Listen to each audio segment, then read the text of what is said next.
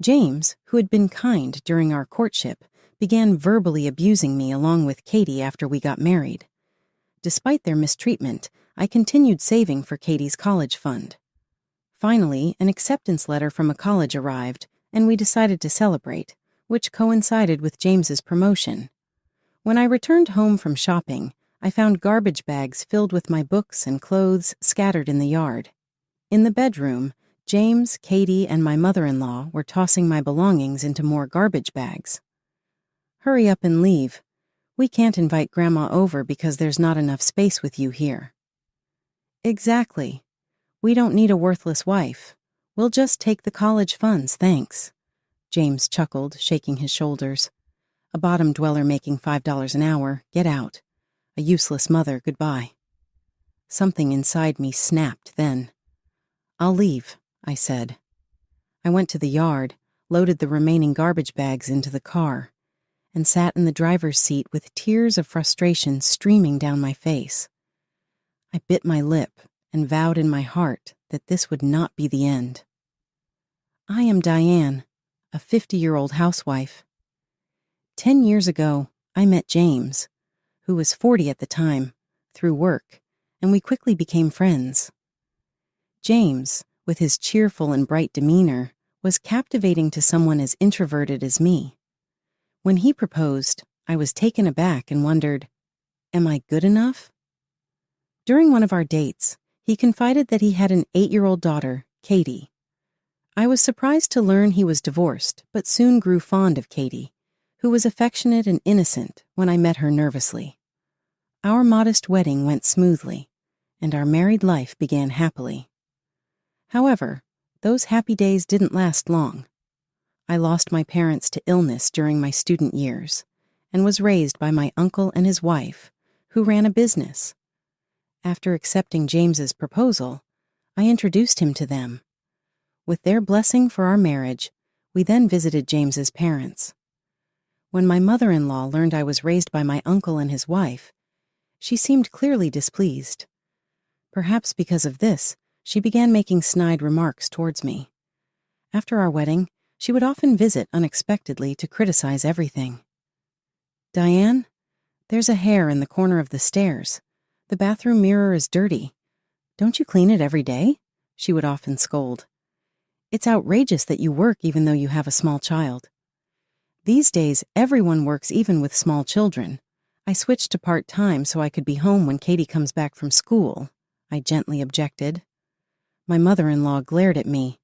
"How dare you defy your mother-in-law, you insolent wife?" I never inquired into their divorce, but I suspect it may have been due to her constant nagging. "Come on, Mom. If we both work, we can save up for Katie's college fund sooner." Over the years, James began to verbally abuse me, much like his mother. "You return from work halfway through the day, and this is the meal you prepare? Don't you care to comfort your tired husband? I apologize, but preparing 3 side dishes daily besides the main course is quite challenging. You simply want to slack off. Everyone else manages it." My mother-in-law, a dedicated full-time homemaker, never relied on store-bought prepared foods and forbade me from doing so as well. Consequently, I squeezed in time to prep meals late at night or on weekends while the family slept. Just when I thought the matter settled, James insisted on bringing homemade lunches to save money, scrutinizing every detail. The lunchbox has frozen food and leftovers as the main dish. You're cutting corners too much. Preparing all these dishes from scratch is challenging. Don't argue. You're the wife. I detest pre-prepared meals. Are you trying to provoke me? James raised his voice. No more frozen or pre-made meals from now on. It's crucial for a wife to prioritize the family's health and prepare meals. Do you want to risk making Katie and me sick? That's unfair. I understand. I'll comply, I conceded. Arguing further would only lead to hours of nagging, so compliance seemed the easier path. It meant sacrificing her own time, but there was no choice. Secretly, I found solace in a hobby that brought me joy. After James and Katie went to bed, I would jot down ideas in a notebook, envisioning what could be. This private pursuit served as a significant stress reliever. As a child, I had received an award for a summer research project, and this was a continuation of that passion. Dealing with criticism wasn't confined to my mother-in-law and James. Initially, Katie appeared sweet and innocent, but as she entered upper elementary school, her behavior turned self-centered. Her mood swings dictated whether she was affectionate or demanded extra pocket money. Sometimes she'd insult me in front of her friends, ignore her, or worse. Navigating Katie's fluctuating moods left me drained. Witnessing James mistreat his wife, Katie began to mimic him, finding amusement in it. It was an adolescent phase, and to Katie, I was merely Dad's companion. Resistance was natural. If Katie wouldn't warm up to me, then I needed to make more effort to connect with her. I strived to empathize with Katie's emotions without harsh reprimands for her misbehavior.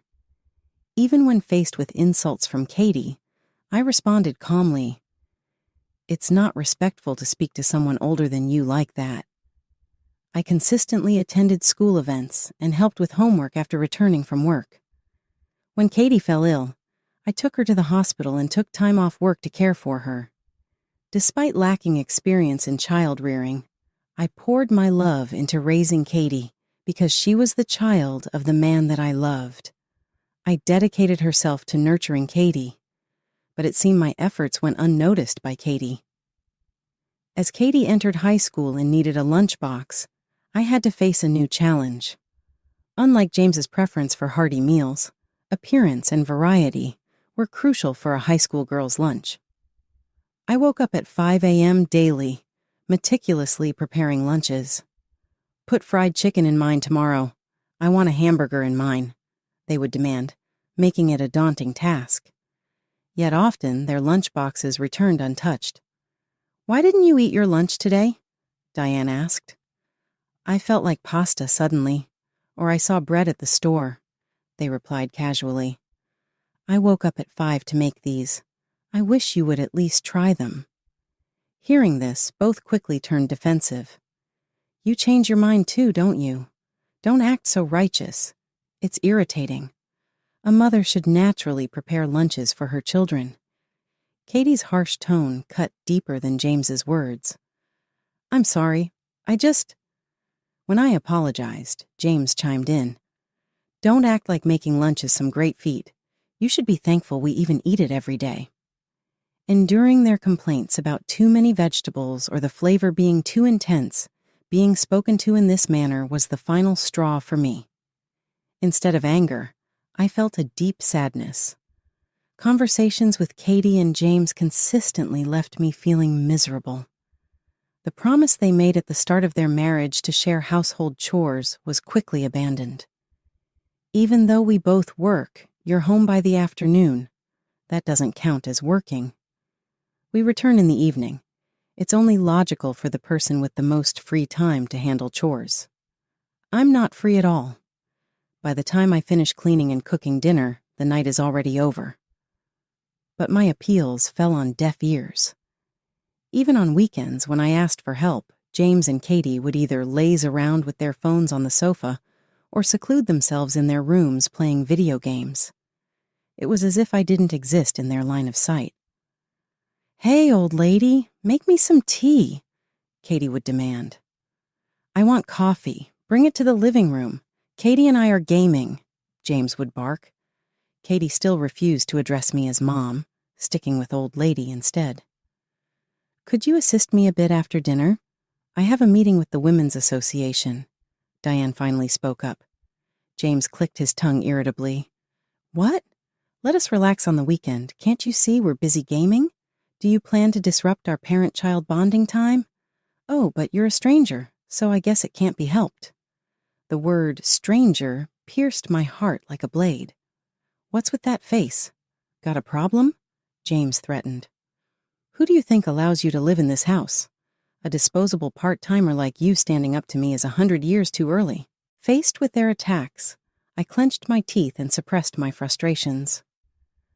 Despite James boasting as a middle manager in a small to medium enterprise, his income wasn't remarkable. He earned more than I did as a part-timer, but that was the extent of it. Perhaps James's dominance stemmed from his control over our finances. Before we married, I had admitted, "I'm not confident in managing finances." "Then I'll handle it so you can relax," he assured me with a smile. Fooled by his cheerful demeanor, I agreed to hand over my salary to him. He managed our combined income, allocating funds for living expenses and Katie's college fund. Despite his salary increases, our living expenses mysteriously decreased over the years. Recently, I've only been given $1,000, half for saving towards Katie's education, and the rest for food, daily necessities, and other expenses. I need at least an extra $500, and I'd like some pocket money for myself. A housewife doesn't need pocket money. Put the $500 for Katie's education into the account first. I'll check every month, James dictated. I stood firm against James. You often splurge on luxury watches and designer suits. You lecture me about saving money and are stingy with it. Yet you seem to freely give Katie pocket money. Why can't I buy what I want? I work too. It's absurd to need my husband's permission for clothes or a trip to the salon. Both Katie and I have social obligations. You don't need to keep up with your mommy friends. Spending on yourself is just a waste of money, Katie chimed in, clearly pleased to join the conversation. Children cost money. Stop complaining. Then I'll increase my working hours. The extra can be my pocket money, right? I suggested. James looked shocked. That's out of the question. You can't even manage household duties perfectly as it is. What if you neglect them even more? Mom would definitely oppose it. Bringing up his mother made me give up arguing. It was challenging for someone as timid and inarticulate as me to stand up to the three of them. Yet a faint hope lingered. Perhaps if Katie got into college and enjoyed campus life, her attitude towards me would soften. Seeing Katie happily attend college with the savings I'd accumulated, maybe James would finally respect me more. But my hopes were crushed as quickly as they formed. As the day's heat began to rise, Katie's acceptance letter arrived. A few days later, James came home with news that brought cheers from Katie. "Dad, you're going to be a manager. That's amazing," Katie exclaimed. "I've got the official confirmation now. My salary and bonus are going to skyrocket," James announced. I listened with a heavy heart. I knew none of that money would come my way. I was certain I'd still be forced to pinch every penny, just like before. "Yay! Buy me a fabulous bag to celebrate," Katie said. "Of course. Let's invite Mom over tomorrow for a celebratory dinner. Diane, prepare a feast. All homemade, of course," James instructed. Watching James and Katie call my mother-in-law, I quietly sighed. Perhaps this time I could enjoy some peaceful moments without any snide remarks. The next day, despite the rainy weather, I went to the supermarket to buy ingredients for steak and soup. Katie and James seemed unusually cheerful from early morning. When I returned home and stepped out of the car, I noticed something odd in the yard.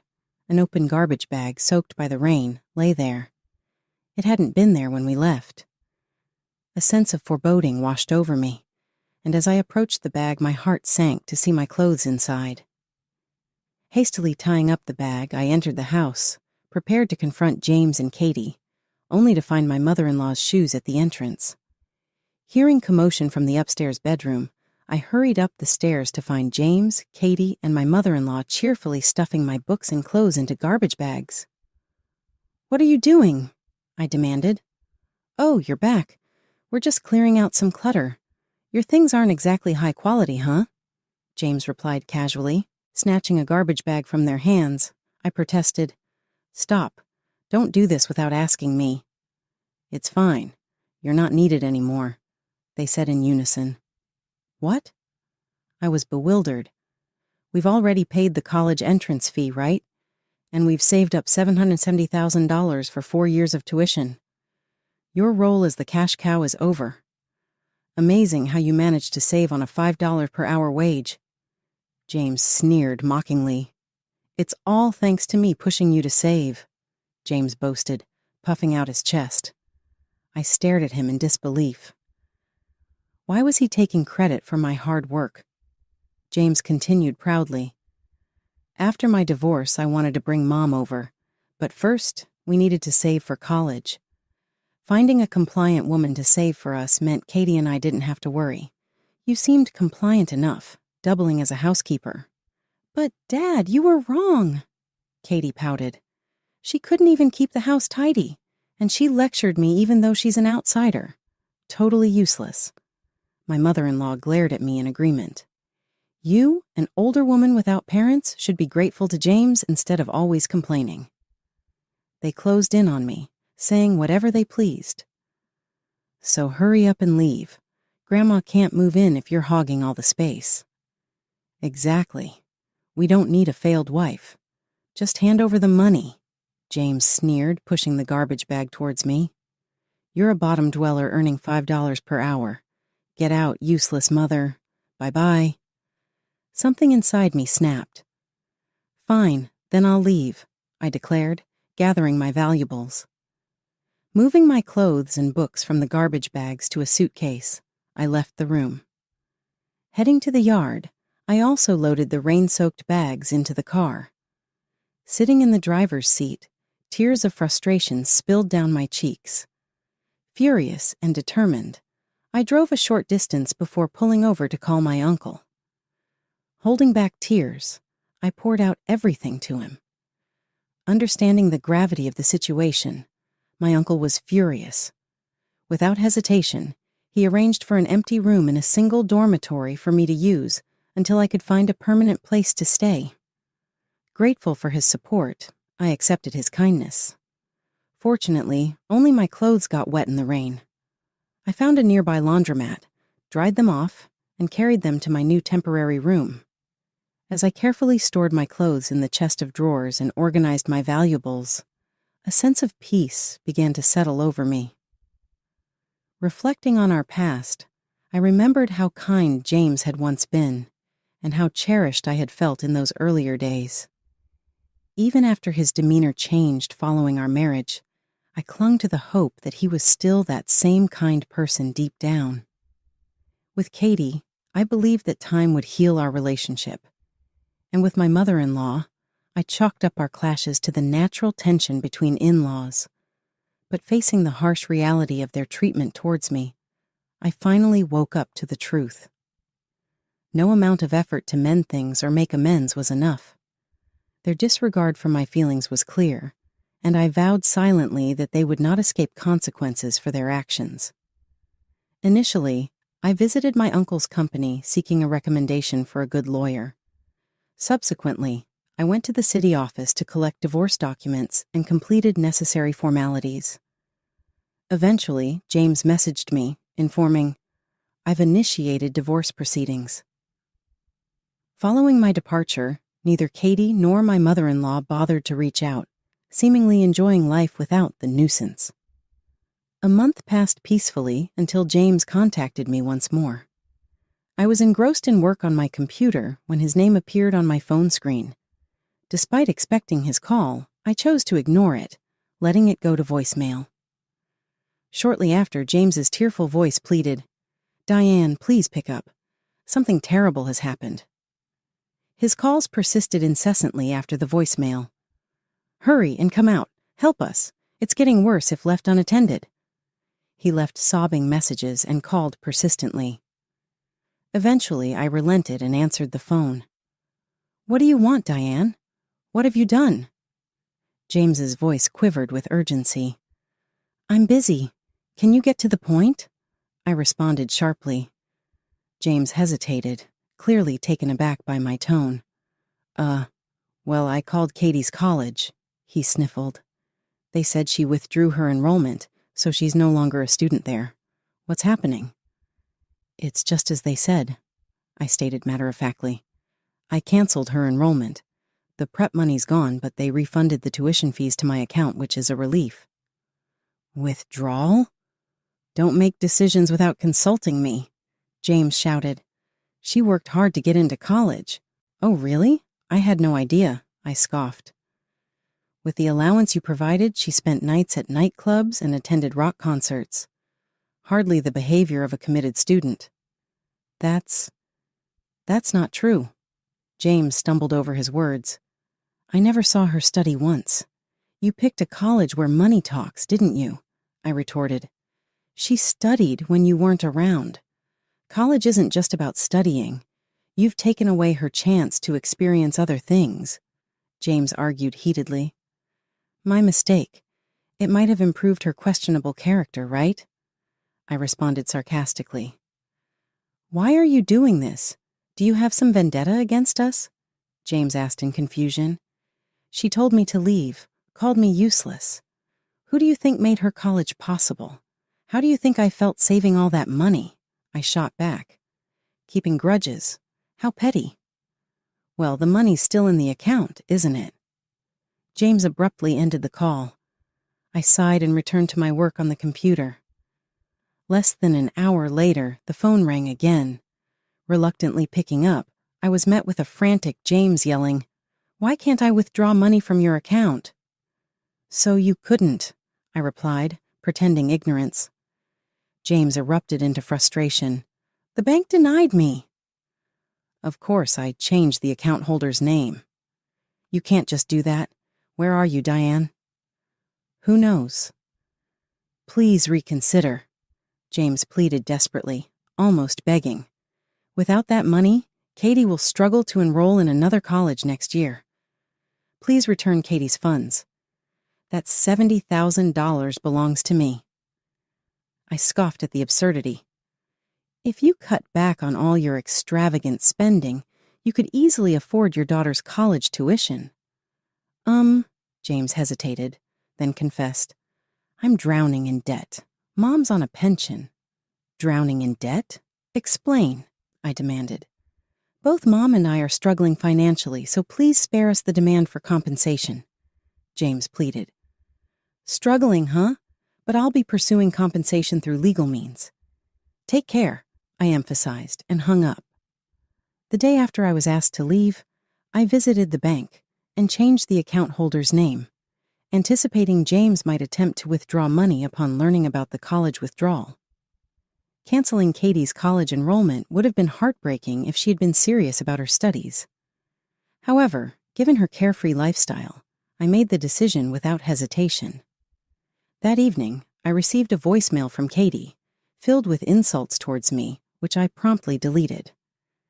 Later, with the help of a lawyer recommended by my uncle, I filed for compensation from James. As expected, he resisted. James argued, knowing I'm in financial trouble, demanding compensation is cruel. Why should I pay? I supported Diane, treated her kindly despite our failed marriage, and never cheated. Taking the enrollment money is unjust. If anything, we should be seeking compensation from you. So I decided to wait until James changed his stance. Several months later, I got a call from my tearful mother-in-law. Diane, please help, she said, her tone as imperious as ever. It seemed her demeanor hadn't changed. Long time no see. What's the matter? I asked casually, although I could already guess the reason. They're telling us to leave this house. Well, it's unavoidable. After all, it's my house, I replied. My mother-in-law gasped in surprise. Didn't James tell you? When I got a job, my aunt and uncles transferred this house to me. I invited James and Katie, who were living in an apartment at the time, to live with me. So it's in my name. This is news to me, she said, sounding stunned over the phone. Is that so? Anyway, my uncle was furious when he learned I was evicted and decided to sell the house, so I'm going along with it. I'm not kind enough to let the people who kicked me out live there for free. You're really going to sell it? She exclaimed. Yes, there's a showing this weekend, so please move out by then. That's impossible, my mother-in-law shouted. I was evicted from my own home in just 10 minutes, I replied calmly. The sale is already set. It would be inconvenient for the real estate agent and the prospective buyers, So please move out soon. Is James there? James must have been nearby and took the phone. What do you want?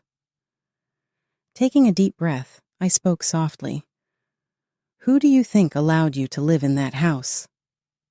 James was speechless. How does it feel to hear that? I asked, a faint smile on my face. Damn it, I'm not paying any compensation. Try and get it, James retorted. I've been advised to handle this through a lawyer, I said with frustration, but James continued shouting. You, with your low income, think you can leech off compensation? Pathetic. But I'm not giving you a cent. Are you sure you want to be so confident? I replied, a mix of disbelief and annoyance in my voice. I have plenty of evidence. The hurtful words you, Katie, and your mother directed at me are recorded and documented. While you forced me to economize, you spent money on luxury items. There's no way out of this. A mother saving for her child is natural, and a wife should obey her husband, they both proclaimed with their crude attitudes. Return the college funds, thief. If you refuse, we'll take legal action against you, they threatened. Suit yourselves, I replied calmly. Enough, both of you, Katie interjected, trying to pacify her grandmother and James. I'm furious that she stole my college savings. It's the lowest a parent can go. Katie, you're right. You were so excited about college. It's devastating.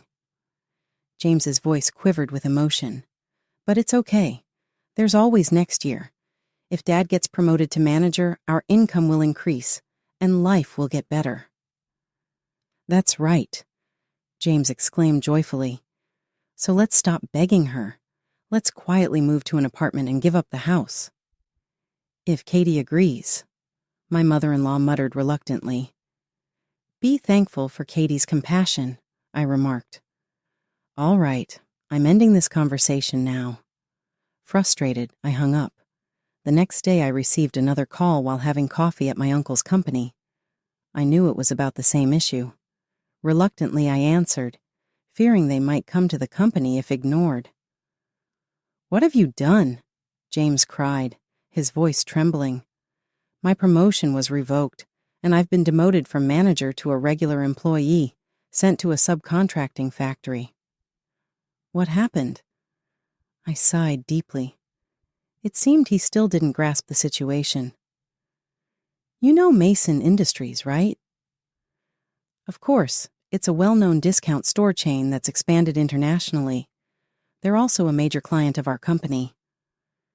You've angered their chairman. Huh. James sounded bewildered.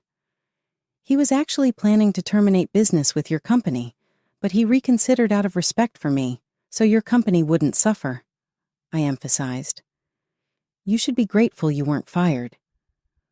I don't even remember meeting the chairman. The chairman of Mason is my uncle.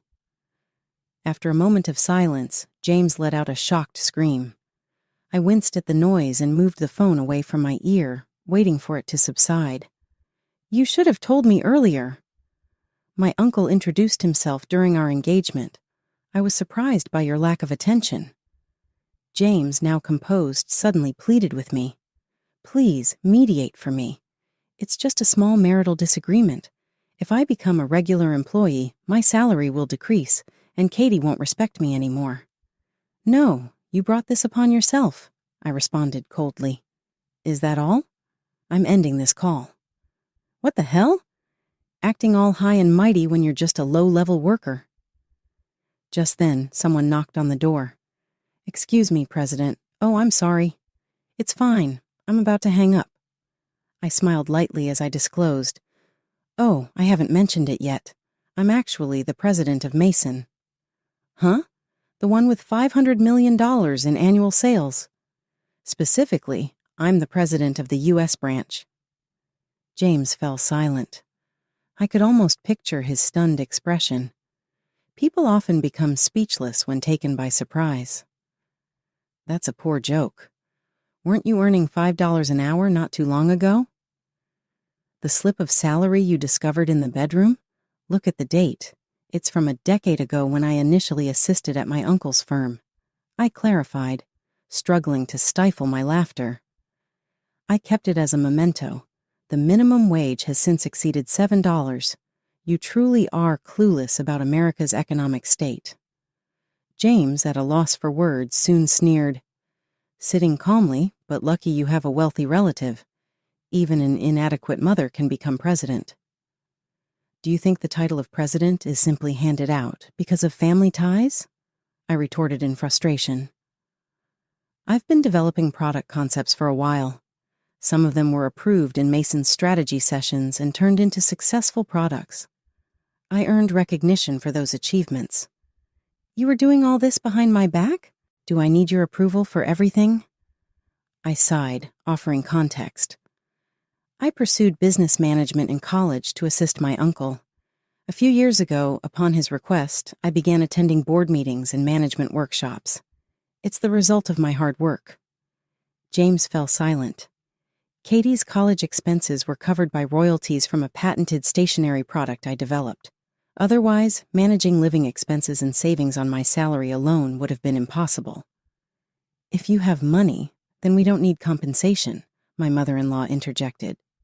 It seemed James had put the phone on speaker so she and Katie could hear. "I recently learned about property division in divorce, right? You're obliged to give James half of what you make. Grandma knows her stuff." I couldn't help but chuckle at my mother-in-law's confidence. "What's amusing, Mother?" "Property division isn't an obligation but a right each spouse has, so one can choose to waive it." "Huh?" I could almost picture my mother-in-law tilting her head in confusion over the phone. "I'm opting out, so not a cent will go to James. We can take it to court if you like, but I'm confident I'd win." "What?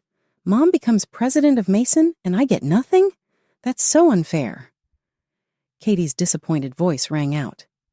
James interjected, "Diane, being the husband of a president means living in luxury.